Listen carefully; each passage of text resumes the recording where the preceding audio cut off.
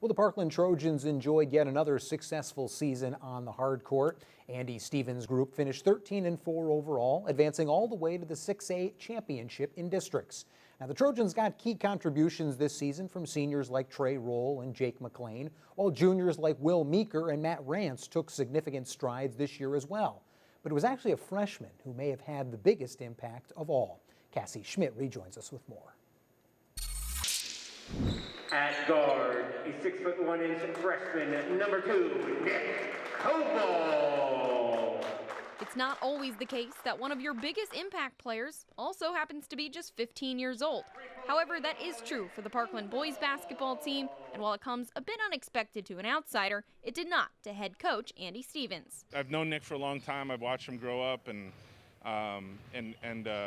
certainly he does things still that, you're like, wow, and he surprises you, but I did expect it. I knew he was going to be a really strong player for us right away, an impact player. So I'm in no way shocked by what he's been doing, and to be honest with you, the kids aren't either.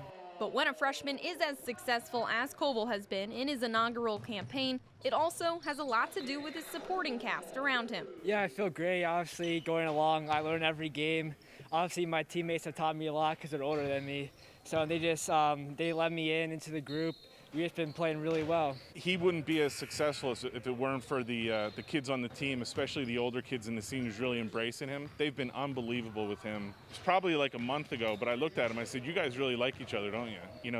You don't always get that on teams, and the guys really like each other. They've accepted each other for what they can do individually, and I think that's part of the reason we've been, successful as a team. Scott Coval is a Whitehall Zephyrs boys basketball state champ and longtime head coach at DeSales University. While his DNA certainly might provide an edge for Nick, the love for the game was never forced upon him. I never wanted them to push him into anything, so obviously as most parents do, my wife and I exposed them to a lot of different things, whether it be music or art. My wife's an art teacher, so she's really big in the arts.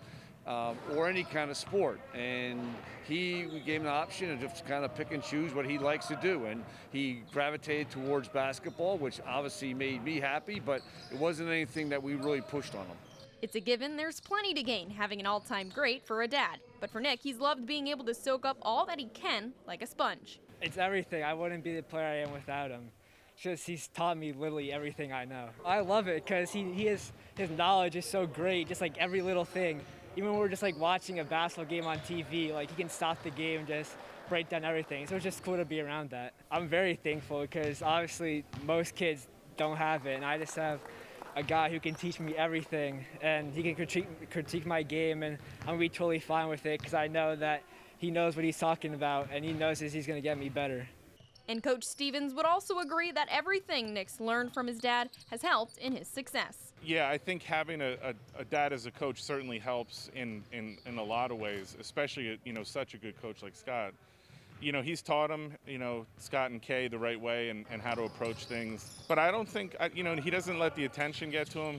He goes out and does his thing. I think probably the most, admirable thing from my standpoint is not always what he can do, because I know what he can, but it's how much confidence he has.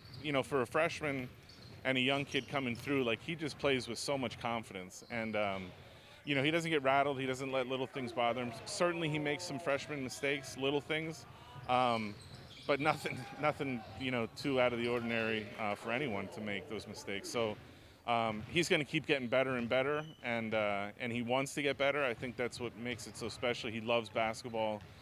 His work ethic is tremendous, and he's in a good position. We're in a great position, and looking forward to see what he does, throughout his high school career and beyond. Now for Scott, he just hopes that Nick's main takeaway from the game has a lot less to do with how many points he scores and more so to do with his love and appreciation for the sport. Look, I just hope he's a really good teammate.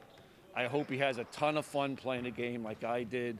It's a game that you really can make incredible friendships and relationships with, and whatever comes out of it comes out of it. And I think that's a way you got to approach it. And he has a long way to go.